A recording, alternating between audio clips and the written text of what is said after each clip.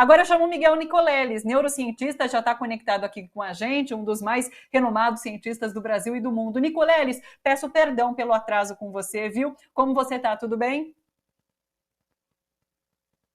Eu estou sem seu áudio, eu acho que você deve ter mutado. Agora sim. Ainda não. Agora Foi. sim. Tudo bem? Tudo em ordem. Muito obrigado pelo convite. Espero que todos estejam bem aí. E continuamos aqui nós no nosso, né, martírio de quase 2 anos, né? Nesse trabalho importantíssimo que é divulgar conhecimento, que é tentar nos ajudar a entender um pouquinho esse momento que a gente vive de pandemia, né? E eu quero começar te questionando sobre isso, Nicoleles. Em que momento da Omicron aqui no Brasil a gente está? A gente tem visto esse grande número de transmissão, né? Eu vejo algumas pessoas dizendo que a gente alcançou um pico de transmissões, agora a tendência é talvez isso começar a cair até o final de fevereiro, a Omicron já não esteja se transmitindo tanto quanto nesse momento. As crianças ainda estão enfrentando esse momento bastante complicado, e os pais, inclusive, né? Porque elas são as mais contaminadas nesse momento, UTIs pediátricas lotadas. Então, eu quero saber como que você está vendo esse momento da variante Omicron aqui no Brasil.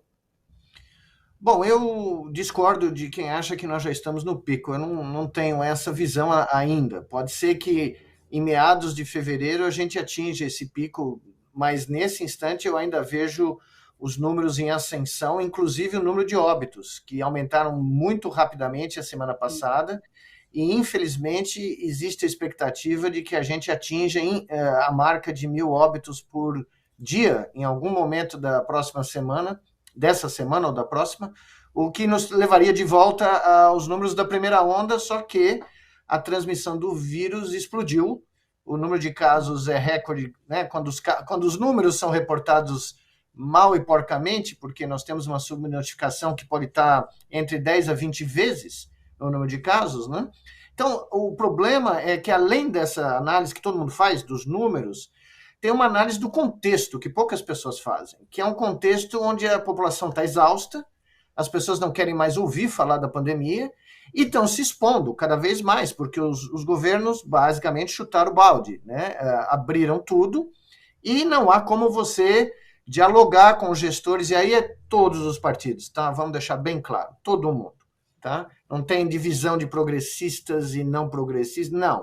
O pessoal simplesmente não quer ouvir falar, deixa a coisa correr, se fia só na vacinação, sendo que nós temos menos de 20% da terceira dose, que é quando você tem certeza que tem uma proteção efetiva, né, para a Omicron, e já temos uma subvariante da Omicron, a BA2, dominando certos países, como a Dinamarca, e sendo mais transmissível, 33% mais transmissível que a variante Omicron original, ou seja, não acabou, mas para boa parte da população no Brasil acabou, seja por falta de opção, porque as pessoas têm que trabalhar, as pessoas não têm como sobreviver, né, porque nunca houve um apoio do governo federal, seja porque elas acreditaram na narrativa que a Omicron é leve e branda e é o fim da pandemia. Não é, tá? Ela não é leve de forma nenhuma. Tem pessoas que já estavam vacinadas, é a minoria, mas que pegaram e passaram 10, 15 dias de cama mal, tá? Não precisaram ir para o hospital, mas passaram mal. E tem um número, 800 óbitos por dia, não é brincadeira, né? As pessoas não vacinadas, que são a maioria, 90% dos casos em UTI ou casos graves, estão morrendo. E apesar das escolhas de não se vacinar, elas são seres humanos. Então, cada vez que eu reporto esses números e alguém me pergunta quantos não vacinados, eu falo não, são 800 seres humanos. O status vacinal nesse momento, claro que ele tem que ser levado em conta, mas quando a gente fala da tragédia humana, não somos nós contra eles, entendeu? Eu discordo dessa visão.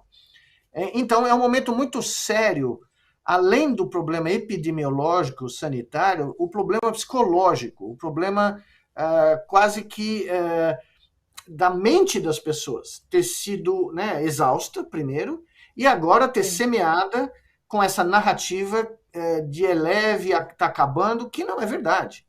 Não é verdade. Pode até acabar em 2022. O vírus pode ter uma mutação deletéria aí para si e desaparecer, como aconteceu em 1918, né, 2 anos depois do começo da pandemia, 1920.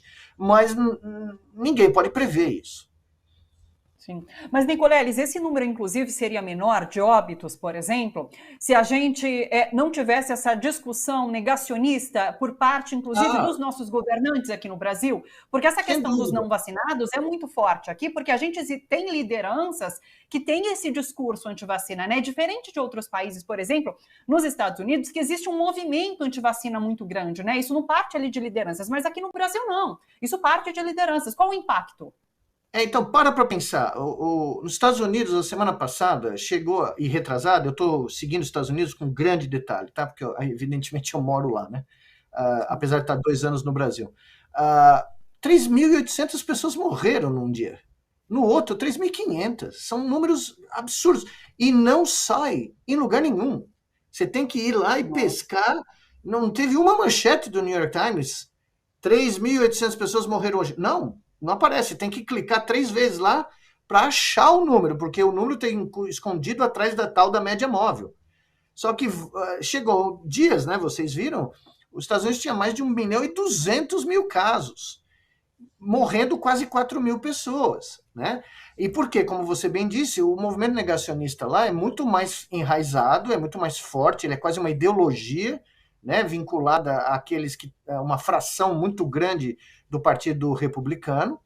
Mas aqui no Brasil, ele é menor, ele é bem menor. A aceitação dos brasileiros para vacinas é muito maior, é uma das maiores do mundo. Nós temos essa vantagem a nosso favor. Todavia, eu tenho falado isso e não me canso de falar. O diálogo científico, né, dos cientistas com os políticos brasileiros é muito difícil. E, infelizmente, nós tivemos aberturas completamente premeditadas que foram absurdas. Então, aí nós tivemos medidas como, não, vamos reduzir de 5.000 pessoas no evento para 3.500. Tem efeito nenhum isso.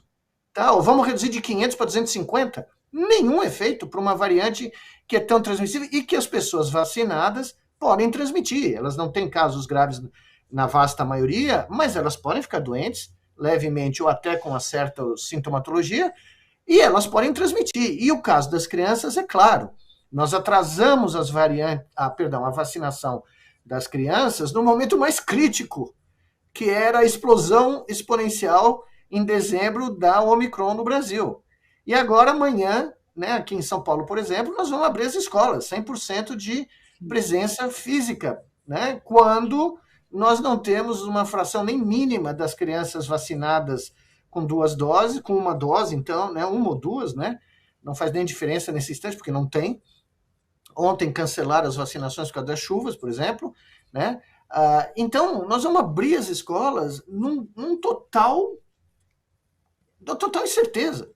E quem abriu as escolas, para você ter uma ideia, semana passada, a Inglaterra publicou um relatório, dia 21 de janeiro, 5% das crianças que foram para a escola não foram para a escola. 5% das crianças do país em idade escolar não conseguiram ir para a escola. Um dia. 5%, meio milhão de crianças, 450 e alguma coisa, tiveram que ficar em casa. 15% dos professores, funcionários, diretores, staff em geral das escolas, tiveram que ficar em casa. Um dia. Aí um jornalista me questionou no Twitter, pô, mas 5% é só uma criança em 20. Eu falei, filho, um dia. No outro dia teve mais 4%. No outro dia teve mais 3,9%. Aí você vai somando, você vê que o vírus está criando o lockdown dele. Ele está criando um lockdown e vai fazer com as escolas que abram, provavelmente aqui no Brasil, muitas delas têm que fechar. Porque vai chegar uma hora que as crianças não vão conseguir ir para a escola. Elas vão estar com sintomas. Você acredita que, inclusive, professor, que a partir de amanhã, quando escolas públicas começam a funcionar, voltam a funcionar esse ano, começam, né, esse ano, a gente possa ter uma explosão de casos por conta, claro, dessas crianças frequentando muitas sem vacina ainda? Sim, é possível. O problema é que a gente não testa, né? Então, faltam testes. Então, eu acho que vai acontecer. A minha expectativa, lamentavelmente, é que vai acontecer uma explosão de casos. Nós vamos ter um outro repique, né, por causa das crianças. Todavia, como nós não estamos testando, esse repique pode nem ser documentado. Aliás, muita gente me cobrou isso e eu posso dizer, eu olhei a curva agora que é pública, finalmente, da busca de hospitais no Rio de Janeiro ao longo de todo o ano passado, E você consegue ver um pico em agosto e setembro, final de agosto e setembro, que foi a Delta, que passou em branco, né? Ninguém falou porque não tinha os dados, a gente não sabia o que estava acontecendo.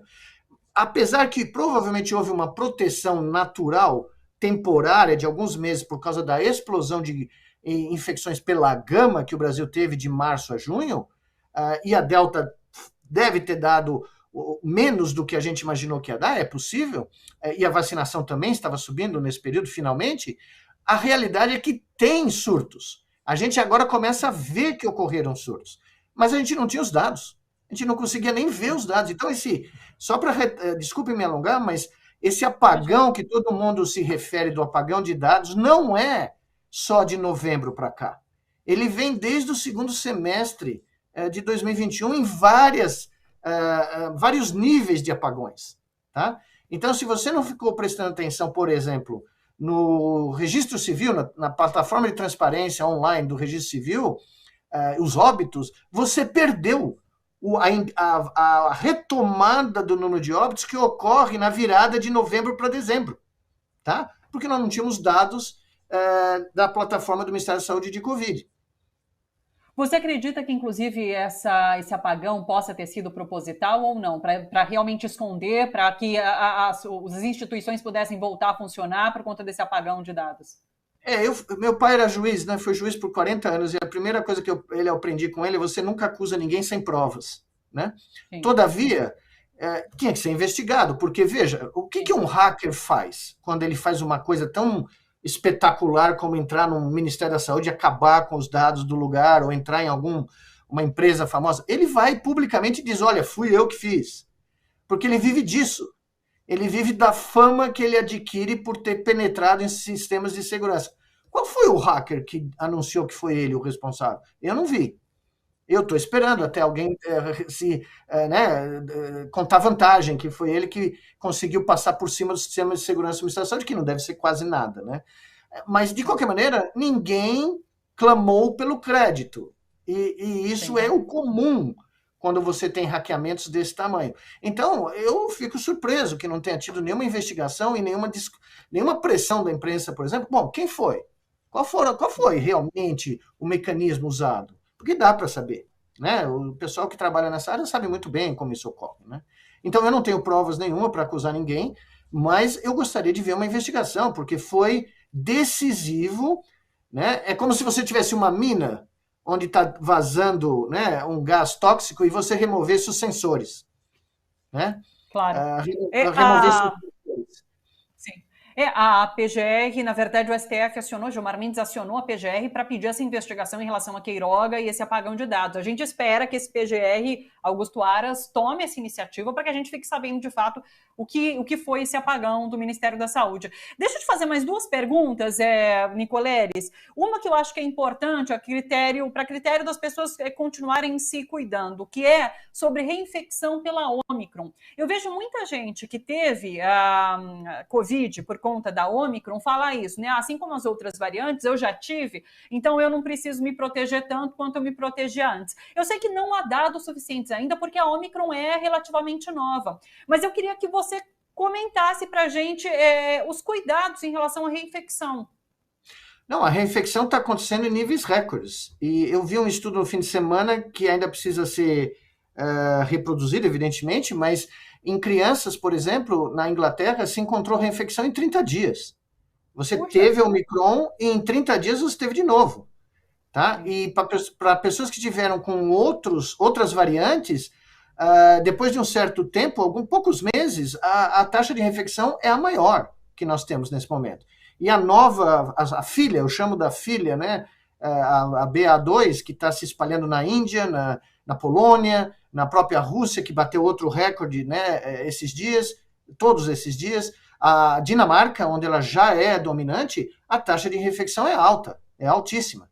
Então, veja, é outro debate que você até me perguntou em off aqui uma coisa, não concordo com essa ideia que nós temos que dizer que é só os vacinados têm que ficar em casa e não entrar em contato com ninguém. Não funciona. Está errado falar isso, não faz o menor sentido.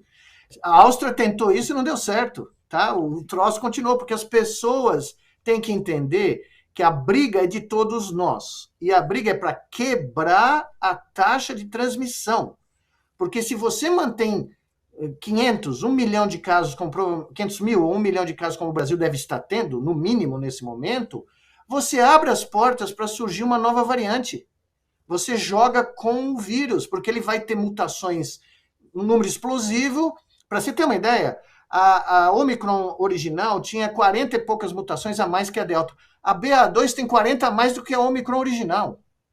Veja só, para você produzir um número desse tamanho de mutações que tem um impacto na transmissibilidade, você tem que falar de bilhões de eventos de mutações aleatórias, tá? Para aparecer alguma coisa que dá uma vantagem, né, para variantes como essas que estão surgindo.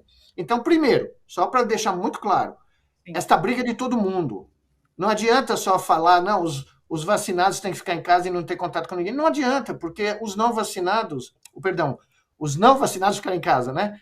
Os vacinados vão pegar e vão transmitir, e eventualmente vai manter a taxa de transmissão. Tá? Essa é a primeira coisa. Segundo, a BA2, o surgimento da BA2, mostra que aquela afirmação semanas atrás, que a Omicron era a luz do fim do túnel, que vai acabar, não é verdade. Se provou falsa. Porque é um mecanismo darwiniano, de seleção natural, que, né, quem estudou evolução sabe. Não dá para prever que caminho o vírus vai tomar. Então, como apareceu agora essa, pode aparecer outra, na Indonésia, na Índia, no Brasil. Lembra da Gama, né? Tinham falado que depois de outubro de 2020, quando teve 73% da população de Manaus tinha anticorpos para a variante de Wuhan, a original, né, que veio da China, que Manaus estava protegida. Bom, apareceu a Gama no Amazonas e há um ano atrás devastou Manaus, né? Então não existe esse barato de você infectar para se proteger. E outra coisa, não existe essa coisa de falar, não, o fatalismo, todos nós vamos pegar. Não é verdade. Se nós nos protegermos, se nós continuarmos usando máscara, lavando as mãos frequentemente, mantemos um máximo de isolamento social, não participamos de aglomerações e nos vacinarmos, a gente pode evitar pegar. E esse vírus é um vírus para não se ter. Eu acho que é a coisa mais importante que eu concluí ao longo de 2 anos, porque ou o quadro agudo ou as complicações crônicas do Covid crônico são terríveis. E ninguém quer ter isso para o resto da vida. Tá? Eu acho que, vamos até repetir, o que você coloca aqui para a gente com muita clareza é que, assim, é importantíssimo se vacinar, é claro, mas nesse momento não basta só se vacinar, é preciso ainda de isolamento para a gente realmente não criar novas variantes. Enquanto isso não for freado, a gente vai continuar correndo risco. É isso. Mesmo porque, se você permitir casos ocorrendo, mesmo que eles não levem a um número de óbitos como foi nas primeiras ondas, ou na segunda, que foi a pior, você vai saturar os hospitais. Sim. Mesmo pessoas vacinadas, eventualmente, pode precisar de serviços médicos. E nós estamos com o recorde de profissionais de saúde afastados. Aqui em São Paulo é recorde total. Nós estamos, como você bem falou, UTIs pediátricas, as pessoas não entendem, leitos de UTI pediátricos no Brasil são mínimos. É um número muito menor. Tem estado com 5 leitos. Tem estado grande do Brasil com 10 leitos de UTI pediátrica. Tá? Então, elas já estão saturadas. Brasília está saturado, Salvador está saturado, outros estados. Então, mesmo que sejam pessoas vacinadas, se elas transmitem para os seus filhos que, por exemplo, ainda não têm vacinas para eles, abaixo dos 5 anos, você pode ter essas crianças precisando de um leito hospitalar que não vai existir. Tá? Sim. A briga ainda é de todos nós. Não somos vacinados contra não vacinados. A briga é da sociedade, e é uma briga, me perdoe me alongar, é uma briga global. Enquanto os países ricos não se derem conta que eles precisam ajudar os países mais pobres a se vacinarem, enquanto existirem 31 países como hoje nós temos no mundo, com menos de 10% da primeira dose, nós não vamos sair disso. A gestão dessa crise tinha que ser global, a governança sanitária tinha que ser global, e no Brasil ela tinha que ter sido federal, nunca foi. Né? Por isso que nós temos o quadro que nós temos, que eu reputo, apesar de eu acredito, felizmente, que as vacinas foram a melhor notícia do século, para ser honesto, a melhor notícia de 2021, que merecia o prêmio Nobel para todos aqueles que inventaram vacinas que funcionaram, e foram várias, elas vão prevenir as mortes explosivas da segunda onda que nós tivemos quando a gente chegou a 4.000 por dia, tá? Mas elas não vão tirar a gente, só elas, da crise. E isso, como as pessoas estão exaustas de ouvir falar da pandemia, né, tem grandes jornais que não querem nem mais pautar a pandemia, é preciso que a gente fale isso, e as pessoas que têm responsabilidade como gestores e que são extremamente influentes no mundo político brasileiro têm que ter a correta mensagem, porque tem gente falando besteira, tá? Sim. Por isso mesmo que é uma honra te ouvir, é sempre muito esclarecedor, Nicoleles. Assim, eu sou só agradecimentos em relação ao trabalho que você vem prestando na sua vida toda, mas enfim, nesses últimos 2 anos de pandemia, nos ajudando a entender e buscando conscientizar sobre as necessidades para que a gente pare de morrer, para que seres humanos parem de morrer de fato. Você citou, inclusive, esse atraso da vacinação de crianças. Eu acho que um dos muitos atos imperdoáveis desse governo foi esse atraso. Cada vez, e não foi uma vez só, eu já ouvi e li relatos de pais que perderam filhos agora em dezembro, quando eles já poderiam ter sido vacinados, e por conta desse atraso de compra de vacinas para crianças, essas crianças morreram. É imperdoável, é de uma tristeza, de morrer de dor. É de morrer de dor esses relatos. Enfim. E essas pessoas que foram responsáveis por esse ato criminoso têm que ser responsabilizadas. Enquanto isso não ocorrer, nós não teremos recuperado a nossa dignidade como nação. Sim. Tá? A gente teve uma CPI da Covid, a gente precisa de uma comissão da verdade para analisar o que foram esses anos de pandemia e o que foram esses crimes que foram cometidos durante esses tempos. Comissão da verdade fora do Congresso, tá? Sem políticos. Sim. A Comissão da Verdade da sociedade civil, independente completamente, tá? Porque Concordo. A CPI deu um belo show de TV e terminou em pizza, como se esperava, tá? Pois é. Nicoleles, muito obrigada, viu? Um prazer te receber, muito obrigada pela disponibilidade aqui com a gente, um beijo para você, uma boa semana e até a próxima. Da mesma maneira, muito obrigado pelo convite e se cuidem todos aí, tá? Um abraço. Sim.